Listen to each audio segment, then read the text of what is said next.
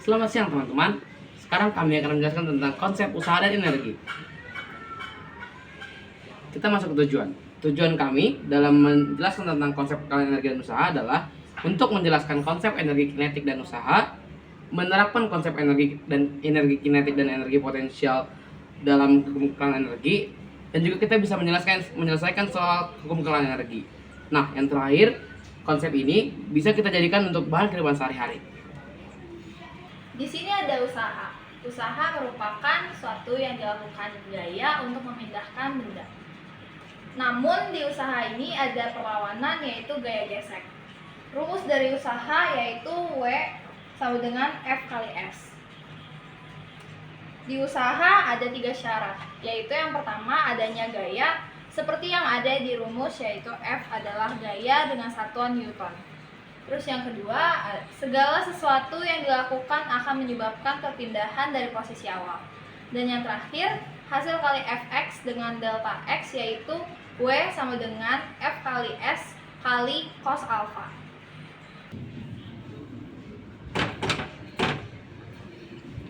Mas, ngapain?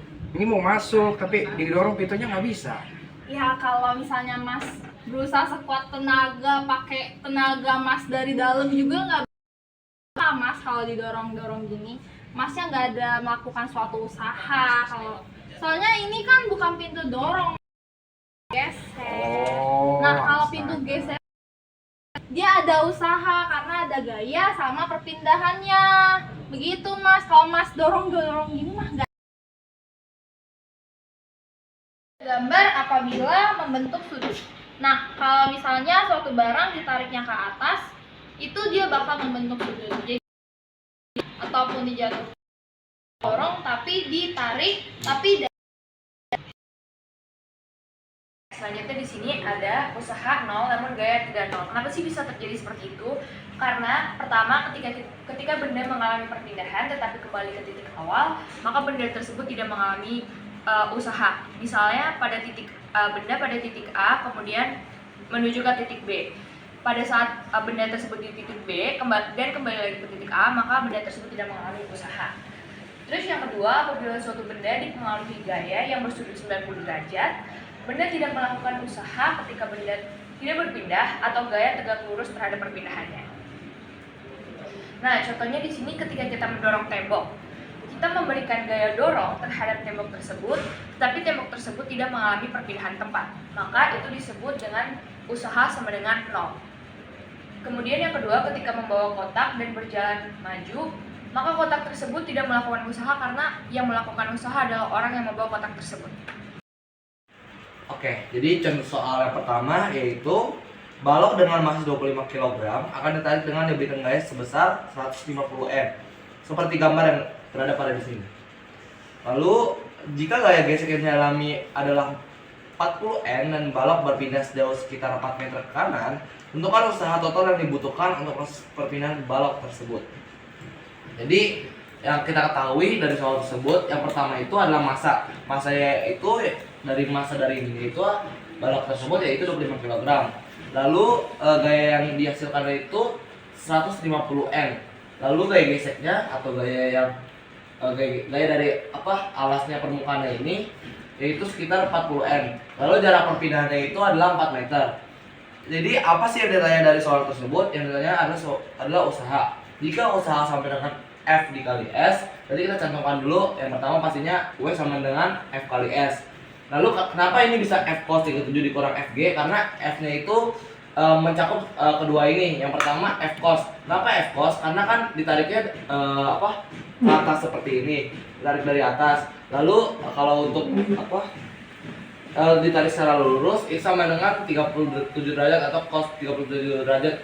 Yang berarti artinya F dikali dengan cos 37 derajat tersebut. Kenapa FG-nya itu minus? Karena arah itu terbalik dari F-nya sendiri, karena F cos itu arahnya ke kanan, yang artinya positif. Lalu kalau FG itu ke arahnya ke kiri, artinya minus. Kalau di tabel koordinat kartesius itu kayak yang kiri itu pasti minus, yang kanan itu pasti positif. Lalu kita masukin deh F-nya berapa? F-nya itu kan 150. 150 ini dikali dengan cos 37 derajat yaitu 0,8.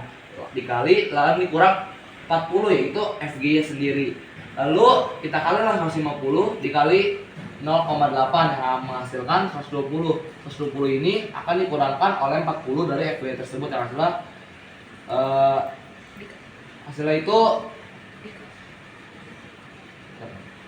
80, sorry. 80. Nah, kan S-nya itu udah diketahui nih 4M. Berarti 80 ini akan dikalikan dengan S-nya itu ya, seperti di rumusnya itu, yaitu W dikali F dikali W sama dengan F dikali S yang menghasilkan 320 joule. Akan mengerjakan suatu soalnya itu benda X yang berada di atas lantai mengalami perpindahan sejauh 8 meter akibat diberikan gaya tetap sebesar 45 Newton dengan membentuk sudut 53 derajat. Tentukan usaha yang dilakukan gaya tersebut jika permukaan lantai licin.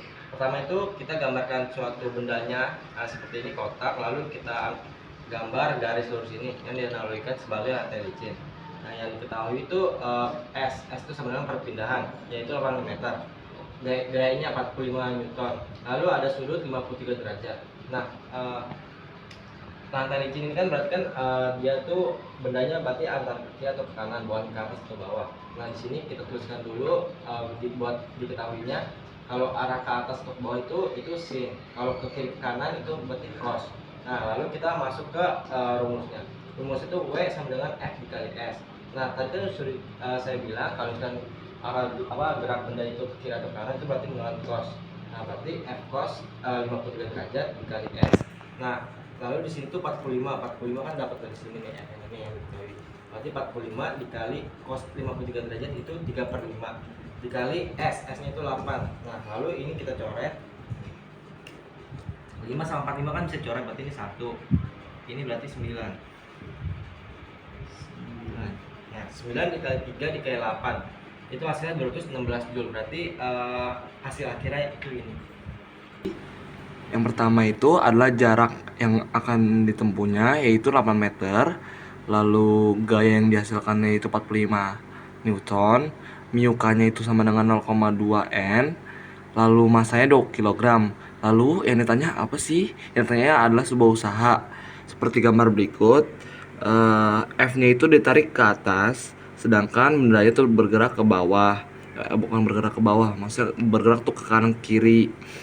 Jadi bisa menghasilkan sebuah sumbu yaitu 53 derajat. Jadi untuk langkah pertama kita cari dulu nih sigma F-nya berapa atau N-nya itu sama dengan berapa. Karena kita ingin mencari sebuah FK bukan FK sih, lebih tepatnya kayak gaya geseknya. Lanjut. Lalu jadi sigma Fy sama dengan 0. Sigma Fy itu yang berarti atas sama bawah. Yang di atasnya itu kan ada N sama F sin 53 derajat. Sedangkan yang bawahnya itu adalah W. Jadi N ditambah F sin 53 derajat dari ini dikurang dengan W sama dengan 0.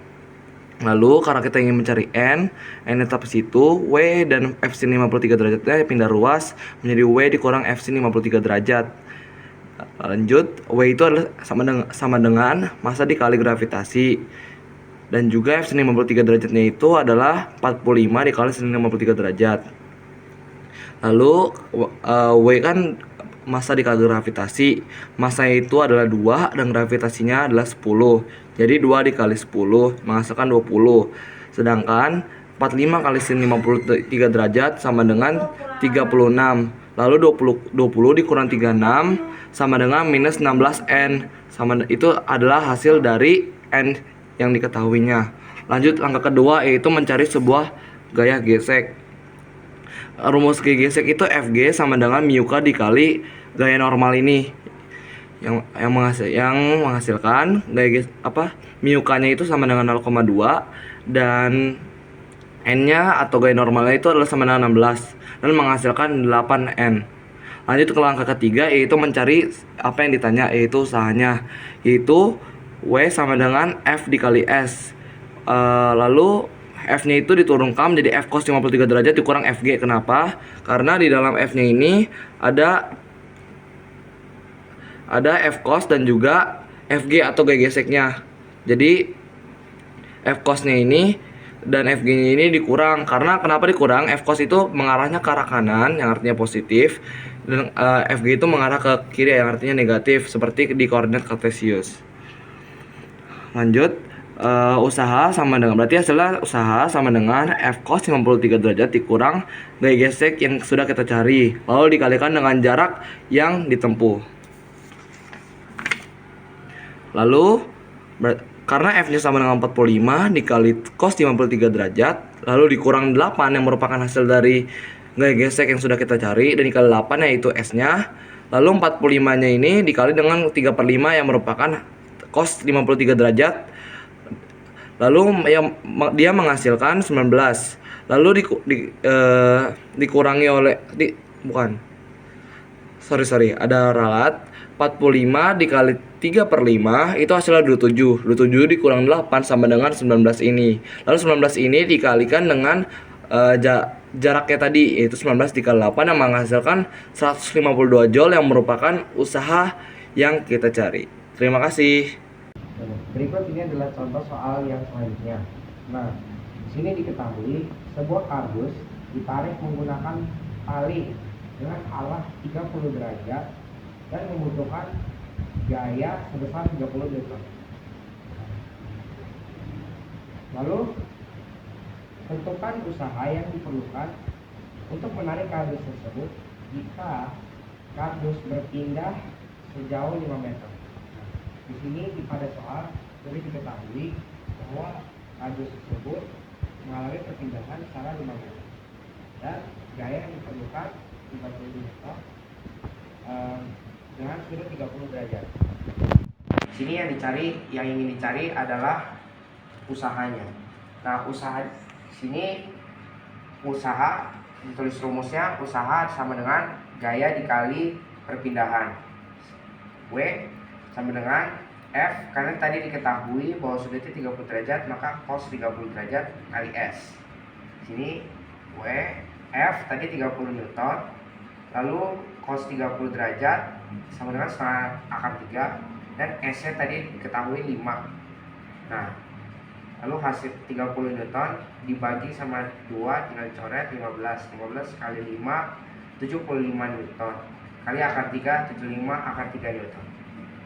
Itu adalah kemampuan untuk melakukan kerja atau bisa juga diartikan sebagai daya atau kekuatan untuk melakukan segala proses dalam kegiatan. Terus ada 3 jenis energi. Yang pertama itu energi mekanik, kinetik, dan potensial yang akan dijelaskan oleh Andre. Nah, yang pertama di sini saya akan menjelaskan apa itu energi potensial. Energi potensial adalah energi yang dimiliki oleh suatu benda akibat posisinya. Hal ini mempengaruhi benda karena kecenderungan menuju taraf terbatas dengan arah dari gaya yang ditimbulkan dari energi potensial. Nah, rumus dari energi potensial ini adalah M dikali G dikali H, yaitu massa dikali gravitasi dan juga ketinggian. Yang kedua, energi kinetik. Energi kinetik adalah energi benda yang sedang bergerak lurus dan juga konstan. Rumusnya itu adalah massa dikali kecepatan atau volume pangkat 2. Lalu yang ketiga itu energi mekanik. Energi mekanik ini gabungan dari energi potensial dan juga energi kinetik.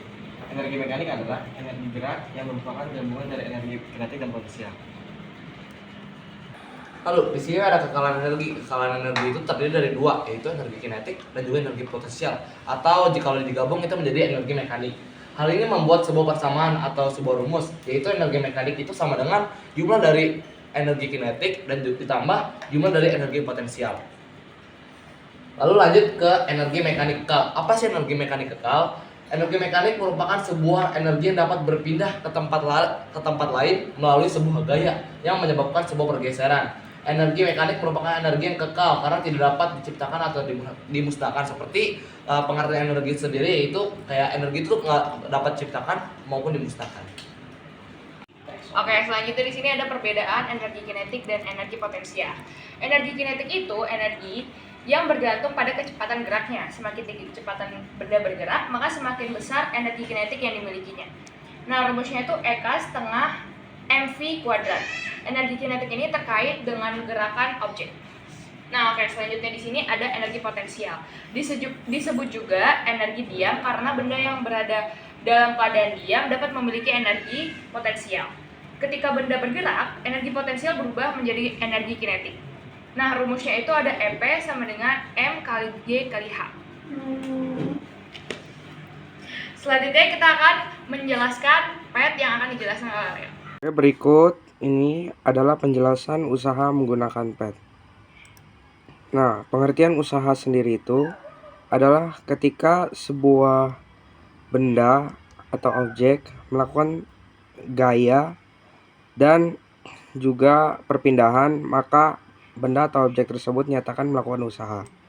Ketika orang ini diletakkan pada sebuah bidang miring, orang tersebut terlihat melakukan sebuah usaha. Dikarenakan di sini orang tersebut mengeluarkan gaya dan juga melakukan sebuah perpindahan. Jadi ini adalah contoh simpel bahwa terjadinya usaha. Berikut ini adalah penjelasan mengenai energi mekanik. Energi mekanik sendiri adalah penjumlahan dari energi kinetik dan energi potensial.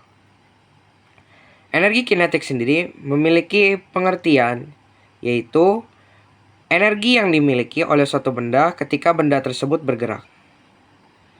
Bisa kita lihat di sini, ketika benda tersebut bergerak dan semakin cepat benda tersebut bergerak, maka energi kinetiknya semakin tinggi. Lalu terdapat energi potensial. Energi potensial adalah energi yang dimiliki oleh suatu benda jika diposisikan pada ketinggian tertentu. Di sini bisa kita lihat orang tersebut semakin kita posisikan semakin besar.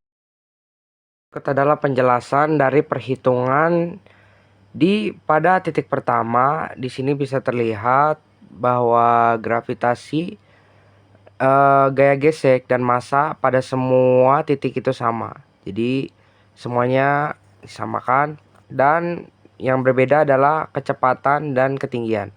Nah, pada titik yang pertama diketahui bahwa kecepatan 2,6 meter per sekon dan ketinggiannya 6,4 meter. Nah, yang ditanya energi mekanik dari titik yang pertama. Lalu kita jawab, energi mekanik pertama yaitu energi potensial ditambah dengan energi kinetik. Dan kita masukkan energi potensial dalam massa kali gravitasi kali ketinggian, ditambah energi kinetik adalah setengah dikali meter kali kecepatan pangkat 2. Sini masanya sudah diketahui 45, di sini 45 ditambah gravitasinya 10, dikali gravitasi 10, ketinggiannya 6,4, dan ditambah setengah kali 45 itu masanya 2,6, itu kecepatan titik pertama. Sini dikalikan ketemu hasilnya 2880 dan tambah 152,1, dan jika dijumlahkan hasilnya 332,1 Joule energi mekanik di titik pertama. Lalu ini yang di titik kedua, diketahui juga sama, gravitasi, massa, dan gaya geseknya juga sama. Kecepatannya yaitu 9 meter per sekon dan ketinggiannya 2,6 meter. Yang ditanya adalah energi mekanik di titik kedua. Lalu kita jawab, energi mekanik kedua yaitu energi potensial kedua ditambah dengan energi kinetik kedua. Energi potensial rumusnya M kali G kali H, H titik kedua, kali ini untuk energi potensial kedua, dan energi kinetik kedua yaitu setengah dikali massa 45 dikali kecepatannya yaitu 9 meter per sekon. Sini dikalikan 45 kali 10 kali 2,6 yaitu 1170, ditambah dengan setengah kali 45 kali 9 akar 2 yaitu hasilnya 1822,5. Maka jawabannya 292,5 Joule. Lalu pada titik yang ketiga, di sini diketahui sama gravitasinya 10 meter per sekon kuadrat, yaitu GGC-nya tidak ada, dan masanya itu 45 kg. Sini kecepatan titik ketiga itu 5,6 meter per sekon dan ketinggiannya adalah 5 meter. Ditanya itu energi mekaniknya. Lalu kita jawab energi mekanik poin ketiga yaitu energi potensial ketiga ditambah dengan energi kinetik titik ketiga. Itu lalu kita jabarin energi potensial ketiga itu massa dikali gravitasi dikali ketinggian pada titik ketiga yaitu 5 meter. Dijumlahkan dengan setengah kali massa dikali kecepatan pada titik ketiga dipangkatkan dengan 2. Lalu massanya tadi 45, gravitas 10 dan ketinggiannya pada titik ketiga itu 5 meter. Dikalikan jadi 2250. Ditambah dengan energi kinetik 3.3 itu setengah dikali 45 massanya 45 dikali kecepatan titik ketiga yang dipangkat 2. Lalu dikalikan hasilnya 705,6 dan hasilnya 2955,6 Joule.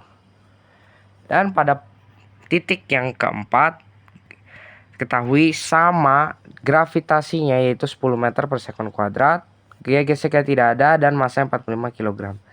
Dan diketahui kecepatannya itu 11,4 meter per sekon dan ketinggiannya 0,1 meter. Dan ditanya energi mekanik pada titik keempat itu berapa? Dijawab energi mekanik pada titik keempat yaitu energi potensial 4 ditambah energi kinetik 4. Meter kali massa dikali gravitasi dikali ketinggian pada poin keempat. Itu untuk energi potensial keempat itu setengah ditambah dengan setengah kali massa kali kecepatan titik keempat pangkatkan dengan 2 itu untuk energi kinetik untuk titik 4. Lalu dikalikan massa 45 kg di gravitasi 10 meter per sekon kuadrat. Lalu ketinggian untuk titik 4 yaitu 0,1, semua dikalikan hasilnya 45 ditambah dengan setengah massanya 45 dikali 11,4 pangkat 2 yang nanti hasilnya 24,1. Lalu hasil akhirnya 2969,1 dan Joule. Dan pada keempat titik tersebut diketahui bahwa semuanya itu memiliki hasil yang saling mendekati, yaitu hasilnya yang sangat mirip. Jadi bisa disimpulkan bahwa energi mekanik pada titik 1 itu sama saja dengan energi mekanik pada titik kedua, itu sama saja dengan energi mekanik titik ketiga dan sama dengan energi mekanik titik keempat. Dikarenakan pada posisi manapun jika dalam satu bagan pasti energi mekaniknya akan tetap sama dan energi kinetik dan energi potensial menyesuaikan. Oke, sekian. Terima kasih.